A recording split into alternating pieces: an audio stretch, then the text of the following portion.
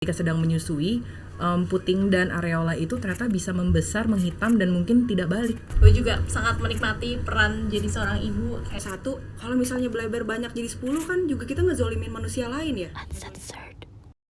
Hai, gue Andrea, aka Catwomanizer, dan welcome to our pilot episode of Fillmore Uncensored, di mana kita akan ngebahas hal-hal yang tabu dan kontroversial, tapi yang harapannya bisa membuka perspektif buat kalian semua. Oke, hari ini gue senang banget udah kedatangan tamu-tamu spesial, yang namanya adalah Gita dan juga Radinta. Mungkin bisa mulai perkenalan diri dulu dari Gita.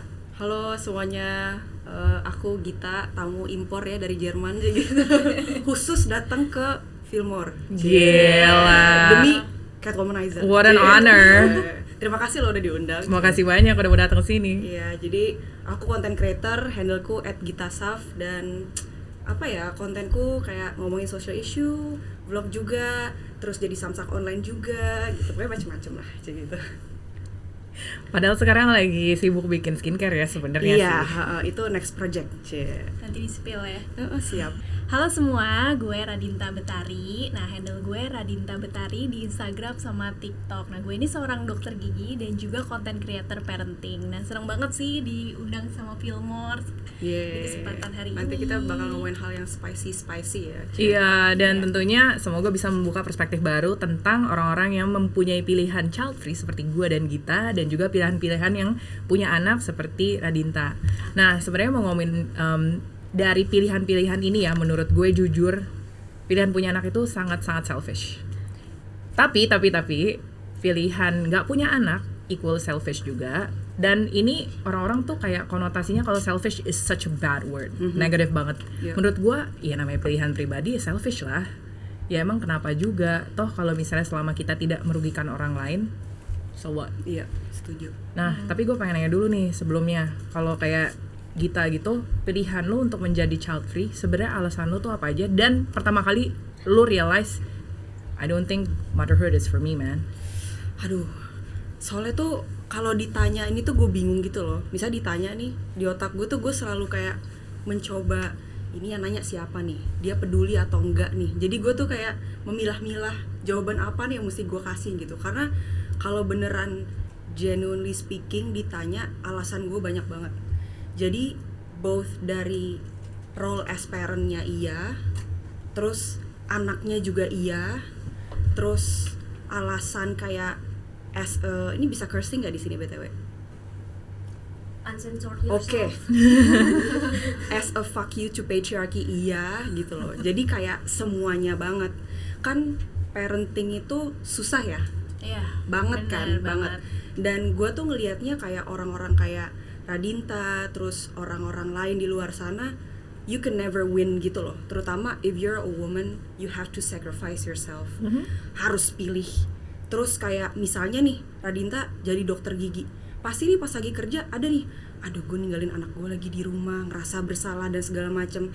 Tapi kalau kita kayak 100% bener-bener memberikan energi, tenaga, waktu ke anak juga, terus ngeliat Instagram, aduh kok gue di rumah doang lagi gitu kan, ngerasanya useless. Jadi kayak Again, we can never win sih. Exactly, dan gitu. tetap kayak misalnya pilihan ibu aja tuh banyak banget yang kayak, ih kok lahirnya sesar misalnya bukan normal. Betul, aduh dikritik dari situ banget. aja pilihan-pilihan Orang tuh lo jahat aja. banget loh ke ibu. Gue bukan ibu, tapi orang tuh jahat banget ke ibu-ibu. Padahal kayak it's a 24-hour job, gak dibayar. Terus kayak banyak bapak-bapak di luar sana yang juga gak ikut kontribusi, capeknya luar biasa, tapi kayak gak pernah bisa bener gitu loh sebagai ibu gitu. Selalu salah aja. Dan makanya gue sebagai perempuan kayak, gue gak mau mainin permainan lu deh gitu. Toh gue juga kayak gak bakal menang, gue juga kayak bakal salah terus, mending gue bye aja gitu kalau gue ya. Ya kalau dari gue sih sebagai yang pilihannya child free juga, gue gini ya, I like kids, but I know I like kids because they're not mine. Exactly, kayak lu abis main-main kasih aja ke emaknya lagi. Nah, Iya, gue juga gitu. jadi tuh. kita dapat yang main-mainnya Iya, doang bener, kan sebenarnya. bener. Jadi karena gue tahu again ini 24 hours gitu loh. Dan ini tanggung jawab ke hidup manusia yang masih panjang banget gitu loh ceritanya. Nggak cuma setahun 2 tahun. Betul. Nggak cuma 18 tahun, belum tentu nanti anak gue kejadiannya kayak apa misalnya kan ya. Betul. Dan juga kalau dari gue pribadi sih honestly, dari segi fisik misalnya, gue tidak mau berkorban dengan hal-hal yang konsekuensi dari punya anak. Iya. Jadi menurut gue memang ibu-ibu yang memutuskan punya anak itu gue salut, karena itu pilihan yang nggak mudah menurut gue. Dan juga karena again gue ya ampun, teman-teman gue, orang tua gue mana ada sih yang ceritain kalau ternyata ketika sedang menyusui puting dan areola itu ternyata bisa membesar, menghitam dan mungkin tidak balik. Betul. Kita mau baca di mana kayak gitu? Betul. Honestly gue nggak tahu. Kalau nggak teman gue yang curhat ke gue dan dia sampai kayak gila, gue insecure banget sama badan gue sekarang. Gue kayak udah 7 bulan badan gue kayak gini-gini aja dan gue jadi mau berhubungan sama suami juga malu banget apa segala macam. Again itu konsekuensi dari punya anak yang gue gak akan tahu kalau nggak ada orang-orang yang jujur seperti itu, karena orang tua gue pun gak ngomong hal-hal pahitnya. Benar. Dan zaman kita dulu kan, generasi dulu mereka sangat meromantisasi kayak itu kan, kayak role perempuan itu punya anak, melahirkan gitu loh. Gue nggak tahu sih kalian berdua gimana pas dulu masih kecil, tapi kalau gue pribadi tuh gue bener-bener ngerasain banget gue di conditioning sama orang-orang di sekitar gue bahwa ini gue itu takdirnya nanti entah kapan itu bakal punya anak jadi ibu. Kodrat lah ya. Iya. Dan itu tuh gue yang selalu gue lihat, at the same time mereka juga kayak ngomong itu tuh susah banget, lu ngurusin suami, ngurusin anak tuh susah. Terus di otak gue yang dulu itu yang bodoh anak kecil, kalau susah ngapain? Iya. Terus gue kayak emangnya nggak ada pilihan lain itu gitu kan? dia. Terus kayak gue kan hidup cuma sekali gue nggak mau miserable gitu, emang gue harus banget ini ya gitu. Terus makanya sekarang nih gue akhirnya bisa kayak jadi orang yang aware, yang mindful. Gue seneng banget sih, ternyata tuh gue punya pilihan ya untuk tidak memilih jadi ibu itu ya, dan ternyata tuh nggak apa-apa ya. Itu kayak wah liberating banget sih kalau buat gue pribadi. Dan mungkin kalau gue sama Gita udah sering kena rujakan orang-orang netizen nih ya. Jadi kayak gue pernah curhat juga ke Gita gitu. Gue bilang, wah gila kalau gue udah lihat segini jahatnya netizen ke gue, jujur gue nggak rela kalau misalnya nanti gue memutuskan punya anak gue terlahir di dunia yang kayak begini. Yep. Ya itu juga sih. Kayak oke lah, ke gue is one thing, mungkin gue saat ini strong enough gitu. Kalau anak gue nggak kuat gimana? Betul, itu benar. Apakah gue sebagai orang tua akan tega melihat hati anak gue hancur gara-gara misalnya dia tidak diterima karena pilihan dia berbeda, atau karena kebetulan misalnya dia berbeda? Iya. Apalagi bulan ini lagi Pride Month ya, by the way. Jadi ya gimana kalau anak gue terlahir seperti itu? Betul. Dan dia nggak sanggup. Ya dia dan jujur gue nggak kuat aja sih ngebayanginnya kalau kayak gitu. Karena gue, kalau buat yang follower gue juga udah tahu, kayak misalnya gue dari kucing aja deh ya, kucing gue kena penyakit ginjal akut. Jadi dia cuma ada di gue sampai 3 bulan doang. Itu gimana gue mengusahakannya? Jadi gue mikir gila kalau anak gue terlahir kayak begini, gue udah tahu umurnya ada expiry date-nya. Waduh, gue kayak mending nggak usah sih. Itu dia sih. Kayak nggak sanggup aja. Iya.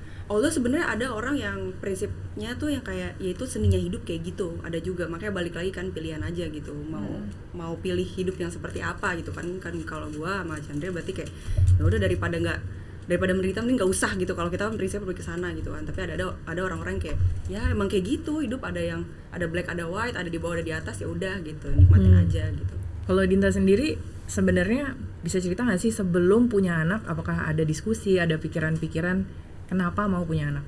Oke, jadi sebelum gue punya anak, kita tuh suami tuh udah diskusi dulu sih gitu, kayak kita mau punya anak berapa, terus nanti kalau aku nggak bisa punya anak gimana gitu, terus apakah kita akan adopsi ataukah ya child free aja ataukah gimana, itu tuh udah bener-bener diomongin. Terus kalau misalnya anaknya ternyata cacat, terus apakah tetap dipertahankan, apakah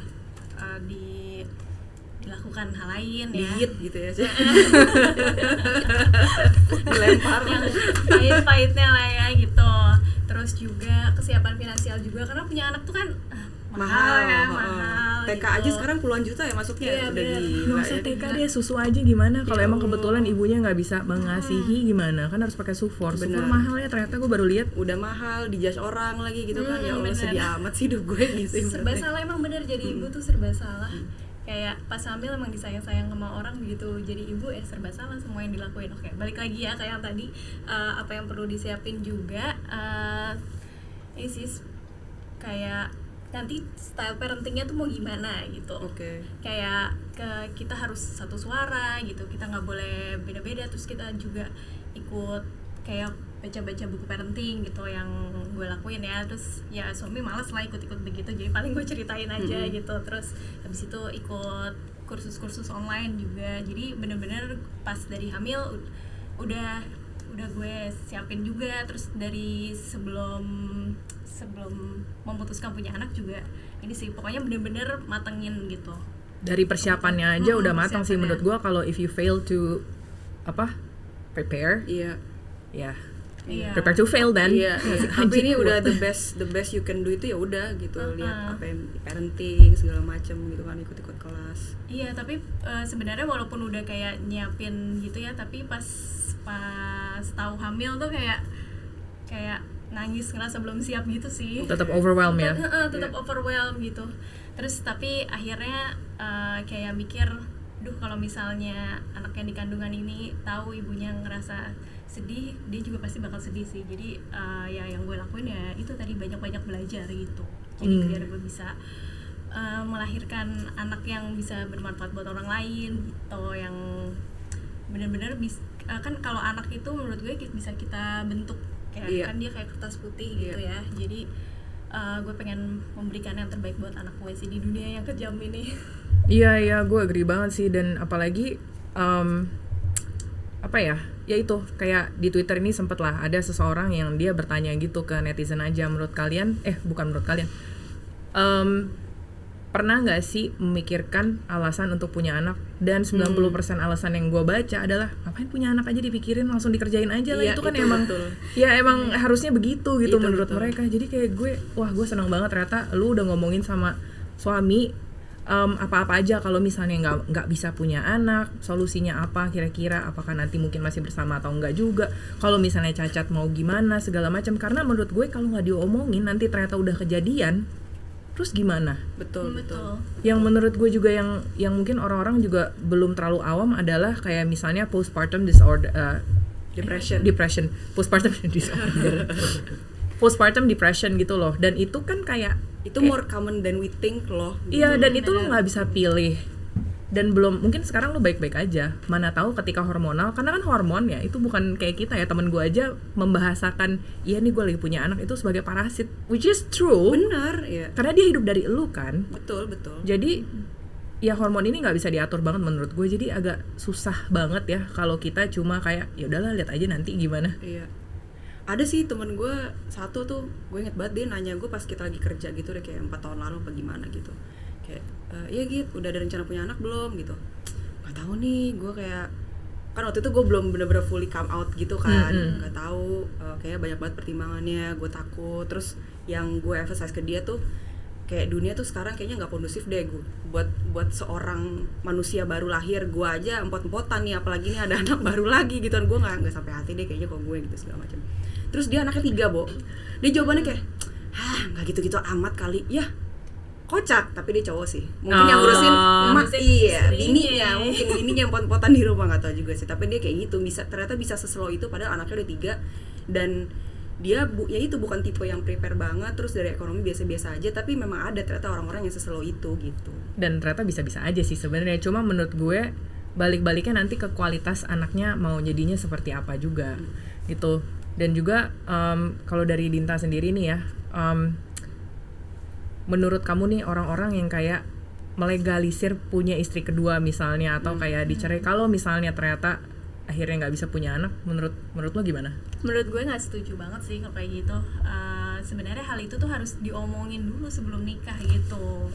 Jadi bukan tiba-tiba ya kayak kucing dalam karung gitu kan. Tiba-tiba nggak bisa punya anak terus istri kedua. Tapi banyak juga kejadian gitu kayak istrinya ya udah deh nggak apa-apa gitu loh. Jadi kayak nggak ada suaranya gitu, jadi gregetan juga dengernya gitu. Tapi itu tuh kayak gimana ya? Itu deep rooted problem banget gitu loh. Gue juga kalau misalnya ditanya kayak gitu, solusinya gimana ya? Karena itu misogini iya. Berarti kan si cowoknya melihat perempuan itu ya sebagai objek gitu loh, kayak baby making machine aja gitu. Oh, gue nggak dapat nih dari yang ini ya, gue cari yang lain gitu. Iya. Apalagi kayak kan hewan ternak. Ember. Terus banyak zaman-zaman sekarang yang ya kalau misalnya gue mau nikah lagi, gue nggak kasih tahu bini pertama, itu kan kurang ajar ya, Bo ya gitu kan. Dan yang menyedihkan buat gue adalah itu seringkali di-encourage juga sama keluarga dari lakinya. Exactly. Kayak Bener.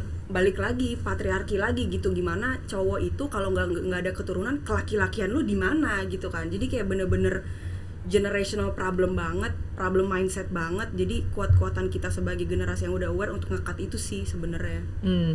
Dan mungkin ya tadi solusinya sih sebenarnya menurut gue dari semenjak pacaran aja sebelum menikah itu harus diomongin dulu menurut gue. Dan apalagi kalau ngomongin aja menurut gue nggak cukup juga. Oke, kalau ngomongin ya nanti gimana kan kadang-kadang nggak kelihatan ya. Premarital check up aja dulu.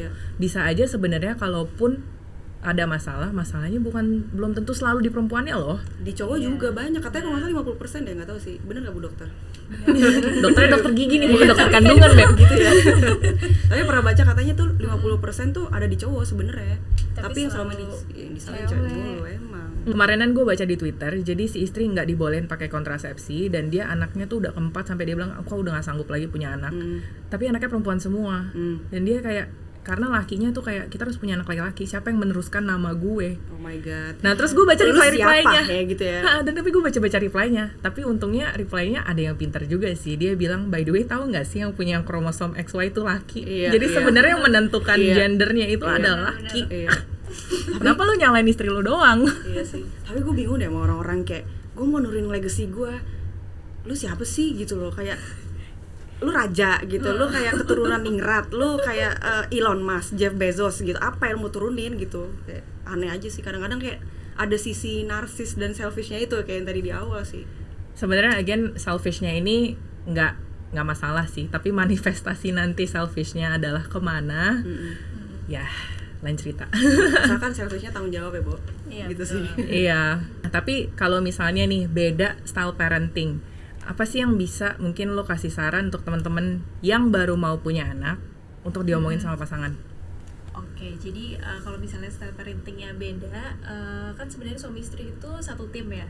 Nah kita tuh harus cari jalan tengahnya sih. Sebenarnya pernikahan itu tentang komunikasi dan kompromi. Kayak udah nikah lama aja tapi benar itu benar itu bener kan? Setuju. Gitu.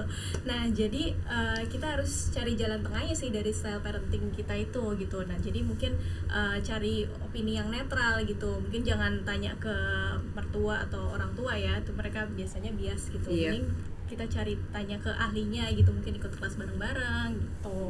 Tapi Dinta sebelum nikah pacaran lama dulu atau gimana? Enggak sih, enggak lama, kayak 8 bulan gitu. Oh, dan itu cukup tuh buat ngomongin semua hal ini mau gimana dibawanya, terus nanti bakal jadi role-nya Dinta gimana, role lakinya gimana, tuh cukup lah ya segitu ya? Cukup sih. Oke. Ya menurut gue sebenarnya bukan durasinya, asal memang udah diomongin dan udah jelas dari awal gitu menurut gue. Kayak nanti porsinya gue ini, porsinya lu begini, kita akan kolaborasi seperti ini ya, menurut gue sih seperti itu. Dan ini gimana ya, coming from someone yang mungkin orang-orang kayak biasa bilang lu tau apa sih soal parenting, lu juga belum jadi orang tua. Tapi kan kita jadi anak ya. Iya benar. Gimana ya?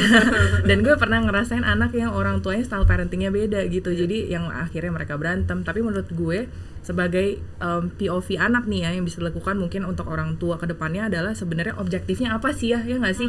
Karena kalau objektif lu sama, mungkin caranya beda. Nah itu caranya paling ya udah deh nggak apa-apa deh, yang penting kita objektifnya sama, anaknya kita maunya anaknya sehat dan bisa bermanfaat bagi masyarakat misalnya, dan nggak jadi benalu di untuk kita juga misalnya. Jadi ya objektifnya aja sih yang disamain menurut gue. Kalau Dinta sendiri, alasan punya anak sebenarnya apa? Jadi dari dulu gue itu selalu mengidolakan sosok ibu. Menurut gue tuh ibu tuh bener-bener luar biasa, perannya banyak banget, tanggung jawabnya banyak banget. Dan ya yang dilakuin sama ibu ke gue tuh bener-bener nge-support dari awal sampai sekarang gitu. Bahkan waktu itu mau nggak jadi nikah itu bener-bener ibu aku di samping aku gitu. Sempet ada drama ya, sempet ada drama gitu. Jadi kayak pengen banget sih dari dulu jadi ibu gitu. Kalau gue juga sebenarnya sempat pada masa-masa pengen punya anak. Gue lihat dari hubungan gue sama nyokap gue juga sih, like we're really close, dan gue sempat pengen merecreate hubungan itu sama misalnya nanti anak gue. Cuma waktu itu pasangan gue saat itu juga mempertanyakan, lo yakin hubungan lo nanti akan sama dengan yang lo punya dengan ibu lo? Terus tuh kayak reality slap. Terus gue kayak ya oh iya bener juga ya.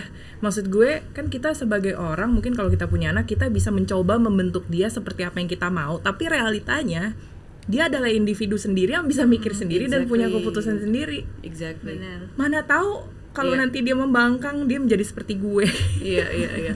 Berarti tapi lu jadi kayak living embodiment of orang yang child free tapi dia nggak bukan nggak punya ya, mungkin punya sedikit doang childhood trauma gitu. Soalnya kan biasanya orang-orang yang bilang nih Gita child free pasti childhood traumanya banyak gitu, atau kayak Andrea nih child free pasti dulu kayak digebuk-gebukin omanya gitu segala macam. Ternyata nggak juga gitu kan. Ternyata nggak juga, dan menurut gue honestly valid banget kalau emang lu nggak mau punya anak karena ada childhood trauma.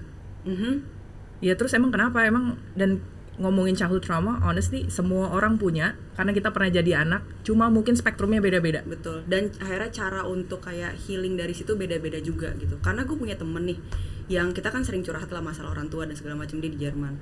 Terus beda banget outcome-nya sama gue. Kalau gue kan yang gue nggak mau punya anak gitu, berdasarkan pengalaman gue gitu. Dia malah gue pingin punya anak karena gue pingin undoing semua yang dilakukan sama orang tua gue pingin ngasih yang terbaik sama buat anak gue, which is valid juga gitu. Dan adek gue juga, kita lahir dari produk yang sama, pabrik sama, taunya sekarang dia punya anak dan dia sangat enjoying kayak motherhood itu gitu, karena dia bilang gue pingin punya keluarga sendiri, gue pingin bisa nyanyiin anak gue segala macem gitu, dan itu valid aja. Jadi balik lagi ke pilihan sih. Dan menurut gue karena tiap pilihan masing-masing ada konsekuensinya masing-masing. Jadi ya kita jalani hidup semaunya kita gimana sih sebenarnya, asal jangan menyakiti orang lain. Nah kalau misalnya tadi Dinta alasan punya anaknya lagi, ada nggak sih selain mau tadi merecreate hubungan lo dan nyokap? Jadi karena emang dari dulu juga suka sama anak kecil gitu, terus habis itu dari punya anak itu aku merasa ada tantangan baru gitu. Jadi dengan punya anak yang gue rasa tuh ini hal baru buat gue, dan gue pengen ngelakuin yang terbaik buat anak gue. Dan ternyata benar, pas gue punya anak gue jadi banyak belajar hal baru juga gitu, dan terus memperbaiki diri juga, jadi kayak lebih bertanggung jawab sama diri sendiri gitu. Tadinya ya gue orangnya emang teledor gitu deh, sejak punya anak ya teledornya berkurang.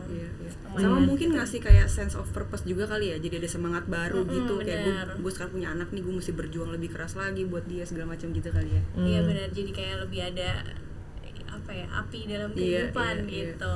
Dan gue rasa itu again ini valid juga, karena mungkin ada orang-orang yang butuh kayak ada sesuatu lah tadi untuk menjadi motivasi untuk jadi lebih baik. Betul. Gitu, yang mana nggak apa-apa juga. Cuma menurut gue yang gini loh, kalau memang lu bukan ngomongin Dinta ya, kayak orang-orang ini nih yang kenapa harus nunggu berubah menjadi lebih baik kalau udah menikah? Kalau udah nanti deh, kalau udah jadi ibu atau udah jadi ayah. Kayak misalnya gini, yang gue sering ini melenceng dikit ya, kayak misalnya nggak apa-apa lah nanti masih selingkuh, masih pacaran belum nikah, atau nanti pas udah nikah juga ya udahlah nggak apa-apa lah nanti juga udah ayah, dia berubah lah untuk demi anaknya. Padahal kenyataannya belum tentu siapa yang bisa jamin seperti itu gitu loh. Jadi kira-kira kalau dari lu nih Dinta ya, kira-kira apa yang mau lo omongin ke orang-orang yang cuma kayak apa berubahnya nanti aja lah, tunggu ada anak? Kalau menurut gue sih, kalau kita ngarepin orang lain berubah, itu tuh nggak bakal bisa sih, kecuali orang itu yang ngerubah sendiri gitu. Tapi banyak tuh dari kita cewek-cewek kayak ngarepin laki bakal berubah gitu, terus atau ya udahlah gitu nanti juga punya anak berubah kayak gitu. Misalnya ada kebiasaan-kebiasaan yang kita nggak suka, misalnya nggak bakal berhenti ngerokok gitu kayak gitu tuh. Dan itu banyak banget kejadian di teman-teman gue yang anaknya jadi kena penyakit bronchopneumonia gara-gara suaminya ngerokok. Dan mereka tuh dari awal suaminya tuh udah bilang tuh kayak, ya nanti aku kalau punya anak aku berhenti deh gitu. Taunya enggak gitu. Jadi kasihan banget sih anak teman aku tuh masih di bawah 5 bulan gitu. Dan ini yang banyak orang tua yang nggak sadari sebenarnya. Dan juga menurut gue kita ngomongin mungkin dari sisi ibu aja, tapi dari segi laki-lakinya juga menurut gue yang kurang diomongin adalah, emangnya kamu siap nggak sih sebenarnya, buat apa tujuan kamu mau punya anak gitu, selain tadi untuk legacy itu. Apakah kira-kira kontribusi seperti apa nih yang kamu pikirin gitu? Karena mungkin banyak Indonesia kan kita absent father banget nih ya, cerita fatherless country ya gitu loh ya. Jadi sebagai anak dari orang tua yang gimana ya, ayah gue tuh waktu pas gue kecil sebenarnya dia ada banget buat gue, tapi setelah itu ada masa dimana dia emotionally absent menurut gue. Ini menurut pengalaman gue pribadi gitu. Jadi gue ngerasa kayak mungkin ada orang-orang tua yang nggak siap juga, karena mereka juga nggak ditunjukkan seperti itu oleh generasi sebelum-sebelumnya. Ini gue berasanya ya, sebagai orang Indo yang tinggal di luar, ngelihat orang Indo dari luar tuh kayak kita tuh diburu-buru gitu loh, untuk cepet deh dewasa deh gitu loh. tiba-tiba lulus kuliah terus kerja bentar, tiba-tiba kawin, tiba-tiba punya anak, kayak kita nggak dikasih waktu untuk kayak bentar, ini gue tuh mau dibawa kemana sih hidup gue gitu, Is this what I really want? Exactly gitu loh. Iya. Terus kebanyakan outside voices menurut gue, entah itu dari temen, dari orang tua, semua tuh kayak rasanya punya entitlement gitu loh atas kita tuh harus menjalani hidup kita dan diri kita tuh seperti apa. Jadinya banyak mungkin orang-orang yang udah gede 30 tahun, 40 tahun, 50 tahun, dia bahkan nggak tahu preferensi dia apa, dia nggak tahu prinsip hidupnya apa, dia cuman kayak jatuhnya kayak air gitu ya. Yang diombang-ambingkan sama netizen, sama orang tua. Tergantung wadahnya apa ya dia ikut aja gitu kan. Sayang banget ya kayak gitu. Kalau itu cuma buat diri dia sendiri ya udah bodo amat. Tapi kalau dia udah punya anak, punya istri segala macam kan jadi kayak beleber kemana-mana gitu loh jadinya. Kalau Dinta sendiri nih, Dinta anaknya udah berapa? Baru satu tapi mau nambah atau? Nanti dulu deh. Nah, kalau misalnya gimana kamu menyikapi komentar-komentar kapan nambah? Mama udah mau lagi nih. Nah, kalau buat mungkin dari segi pribadi atau buat temen-temen yang udah di posisi gila secara emosional, mental, finansial cukupnya satu aja. Gue udah bener-bener, ini menurut gue abis dari satu udah cukup. Gue mau child free aja nih sebenarnya. Iya. Mereka kena lagi kan perundungan seperti itu. Mungkin ada Dinta ada yang bisa di-share? Banyak banget sih yang emang kayak ngomong kayak gitu, kayak kapan nih mau nambah gitu apalagi orang Indonesia kayak gitu. Nah biasanya kalau kayak gitu sih gue jawabnya kayak ya santai aja sih, kayak dijawabin, tanggepin bercanda gitu emang mau bayarin gitu, soalnya punya anak mahal loh gitu. Terus ya sebenarnya kita nggak perlu kayak jadi apa ya, jadi kayak ikut terpacu, aduh gue harus punya anak nih kayak gitu. Jadi kalau emang putusan sama pasangan emang nggak mau punya anak kedua atau ketiga gitu ya udah gitu. Jadi kita menurut gue sih juga nggak perlu jelasin ke orang sih sebenarnya sih ya. Tapi kadang-kadang tuh orang tuh kayak ngerasa gue entitled. Iya, buat dapet lu udah gitu masalahnya jawaban kita tuh harus sesuai sama standar dia gitu. Iya, kadang-kadang gitu juga. Terus kalau taunya kita jawab yang lain, dia kayak Pikachu face itu lah gitu ya gitu. Kok gitu sih? Kan ini nggak gue terima gitu, sendiri ya kayak ya itu berasa attack untuk padahal ini pilihan hidup iya, kita. jadi personal attack gitu. Nah terus kalau buat dari Dinta sendiri, menurut kamu gimana caranya orang-orang nih ya yang nanti dengerin untuk bisa defend themselves kalau ngomong ke mertua atau ke orang tua misalnya, kalau ya udah cukup aja satu anak atau dua anak bahkan. Jadi kalau menurut gue sih mendingan dijelasin aja tuh kalau misalnya punya anak tuh ya tanggung jawabnya besar gitu, terus kayak ya finansialnya juga ya perlu mapan juga ya gitu. Terus kalaupun ada finansial tapi mentalnya nggak kuat ya mau gimana gitu, nggak bisa juga kan gitu. Jadi kayak orang tua atau orang sekitar ya diharapkan mengerti gitu loh. Gitu. Ya sebenarnya jadi yang penting sih menurut gue tegas juga sih ya dari kitanya juga sendiri dan satu unit sama pasangan. Itu penting banget tuh. Soalnya yang sering terjadi yang gue dengar adalah ibunya tuh udah nggak mau tapi lakinya tuh yang ngomong kemana-mana yang kayak masih seakan-akan apa ya, kayak masih ada kesempatan gitulah nanti ntar gue bujuk-bujuk atau gimana gitu. Kan sebenarnya ada nih satu public figure tuh yang kemarin sempat viral gara-gara itu. Jadi nggak tahu nih ntar dikat apa enggak nih di sini. Jadi si bininya hamil lagi padahal dia baru aja ngelahirin anak. Kayak tahu kan? Tahu. Nah, terus lakinya kayak ya gimana gitu kan dikasihnya gitu. Terus gue kayak kita kayaknya pernah ngomongin soal ini juga, kayak bukannya dikasih nih kan mesti diusahakan dulu. Kan ini kan basic biologi ya Bu Dokter ya. Kalau nggak dibikin nggak jadi ya Bu gitu kan. Makanya kok Anda kaget gitu. Pikachu face lagi tadi. Ember lah jadi gitu kan. Makanya tapi ya si ceweknya juga balik lagi, banyak perempuan-perempuan yang juga nggak aware kalau dia tuh juga punya suara untuk bilang tidak nih, karena yang ngerasain kan dia, yang hamil dia, yang netein dia, segala macam dia gitu. Kayak segala macam mental, emotional labor semua dia gitu kan. Ya itu sih makanya kayak kita harus banyak-banyak encouraging ibu-ibu dan mama-mama muda gitu loh untuk berani kayak enggak dulu atau gimana dulu, kayak ngasih boundaries gitu loh atas. Atau bahkan dari awal sih sebenarnya dari pacaran udah di set dulu kalau emang oke, nanti sanggupnya satu ya satu aja. Tapi ya gue ngerti sih ada orang-orang yang berubah pikiran juga. Kayak misalnya mungkin sebelum punya anak maunya kayak nggak apa-apa deh 2 atau 3, tapi gitu udah ngerasain satu. Ternyata realitanya wah sanggupnya satu aja deh cukupnya gitu. Nah terus kalau mungkin dari perspektif Muslim nih misalnya ya, penggunaan kontrasepsi yang kalian tahu tuh gimana sih sebenarnya? Oke. Nggak tahu nih, ini gue nggak tahu nih, makanya gue nggak tahu nih, kalian terserah ya. Soalnya banyak itu nggak sih? Bentar, gue nggak tahu kalian mau jawab apa enggak, ini terserah juga. Kalau Maksudnya gue sih bodo amat ya. kalau emang Gimana? sebagai kapasitas lo yang kayak, terus misalnya lo kayak, oh sorry itu bukan kapasitas gue, nggak apa-apa, Gita aja ngomong. Nanti gue yang dikena samsak lagi. Kemarin gue ke rumahnya Habib Jafar nih, gitu. Ini Habib nih yang ngomong nih, turunan Rasul. Boleh. Bahkan konsep child free itu di Muslim boleh. Karena di Islam sendiri, di Quran sendiri ada gitu konsep kalau kita tuh mengeluarkan kayak sperma di luar tuh ada. Tapi kan balik lagi kan ke personal interpretation. Sama di Indonesia politically speaking, Saudi money lagi naik banget gitu. Jadi kayak Wahabism segala macam lagi naik. Jadi interpretasi yang progresif itu nggak kedengeran. Jadi yang kedengeran tuh yang tradisional, di mana nggak boleh pakai kontrasepsi gitu. Tapi boleh. Oh, child free boleh. Boleh sebenarnya. Ini kata Habib ya. Tapi kan orang-orang nggak banyak yang tahu kan, karena ya namanya juga ya agama samawi gitulah, tahu kan, ya lebih ke konservatif banget. Jadinya kalau ada yang ngomong seperti itu, malah kitanya dianggapnya atau liberal atau apa, terlalu apa, nggak sesuai dengan Quran dan segala macam. Padahal balik lagi ya Bu, Quran kan interpretasinya baik banget. Kayak itu kitab dari 1400 tahun gitu kan. Iya, belum yang kalau diterjemahkan, kalau mungkin kitab-kitab lain diterjemahkannya ember. Ya, ini melebar. Iya.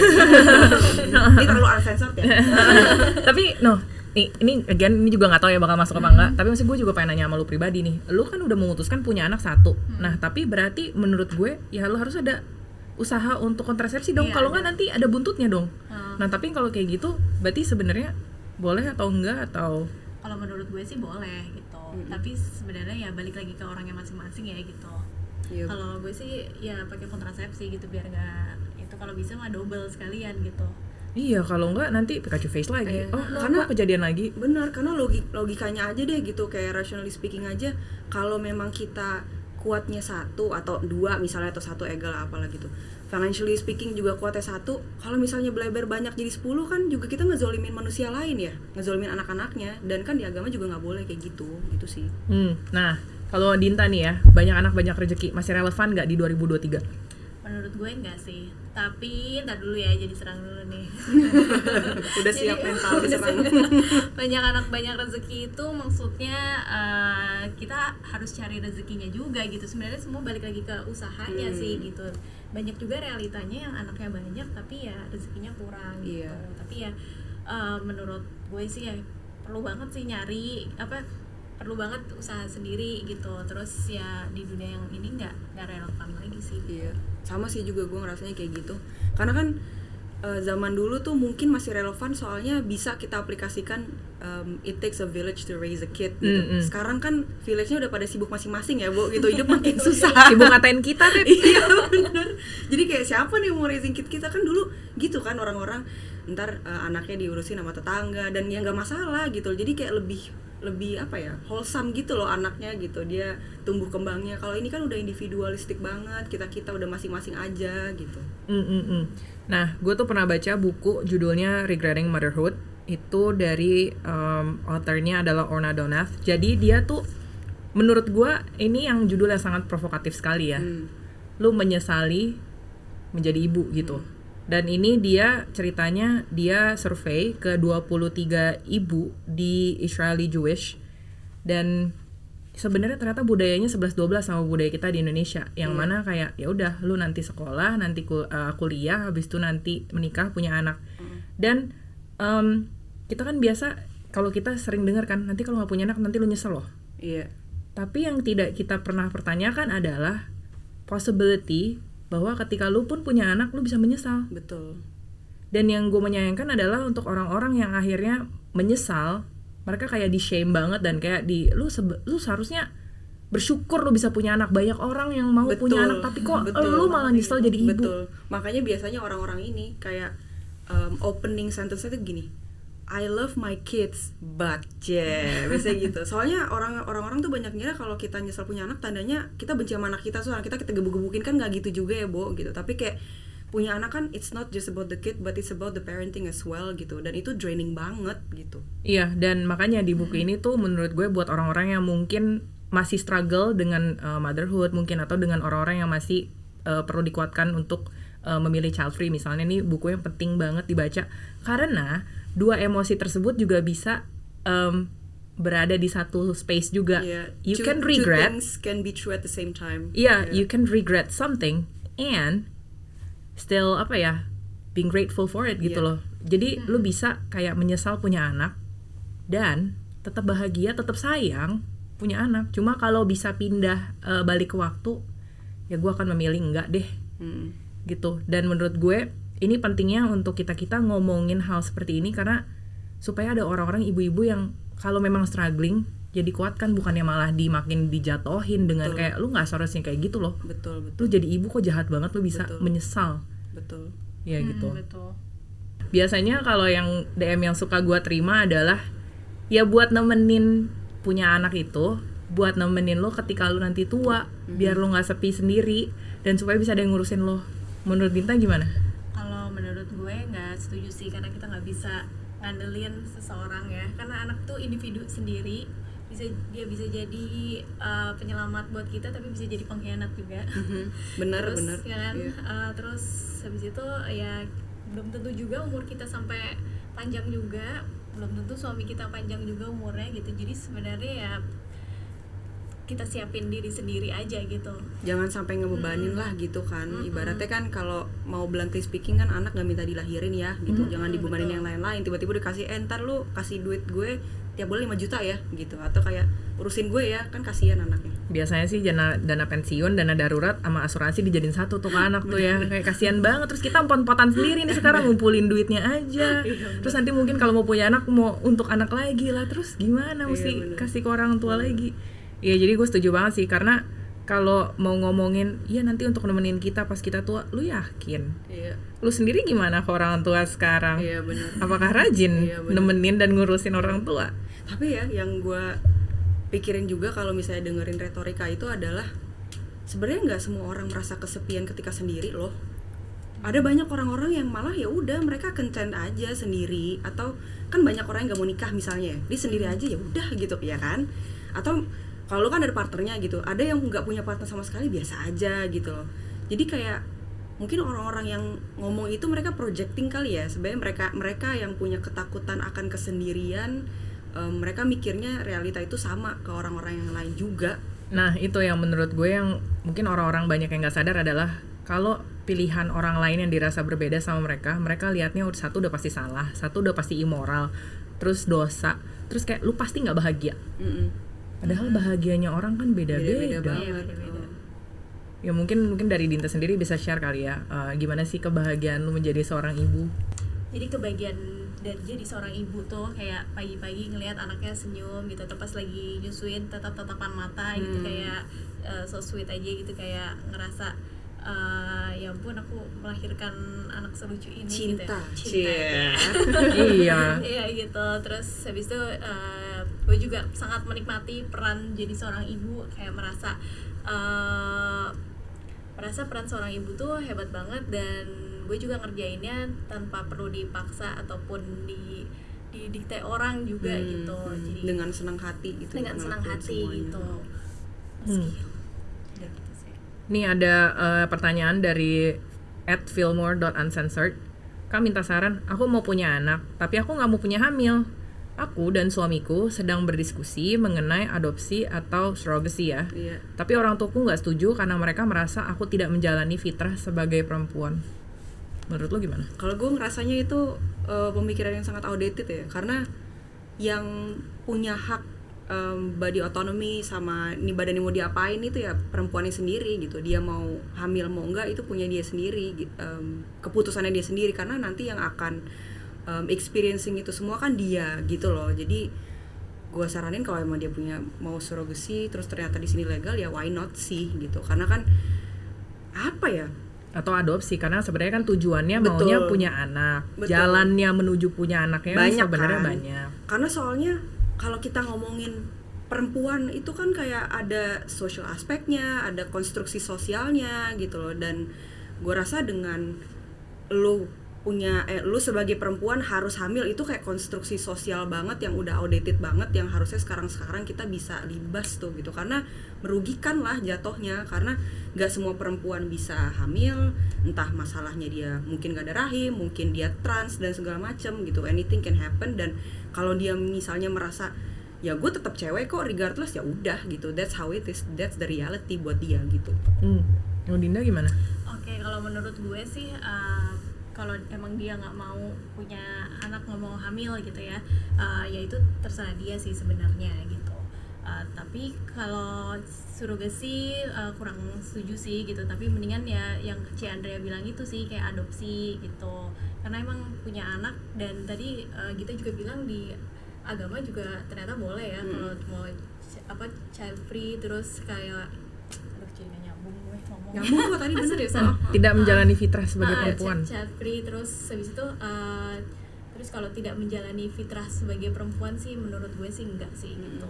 Kayak tetap fitrahnya perempuan ya kan, kalau perempuan juga pengen punya anak ya boleh-boleh aja gitu. Iya.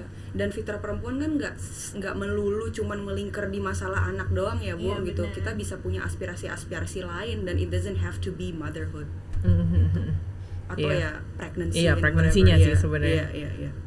Oke, ya terima kasih banyak tuh ngobrol-ngobrolnya gitu sama Dinta. Sama-sama. Ini udah menarik banget. Gue senang dapat POV yang berbeda dari yang child free dan juga yang mengalami joy in motherhood juga. Jadi semoga yang teman-teman yang dengerin bisa lebih matang-matang sih berpikir sebelum memutuskan untuk punya anak.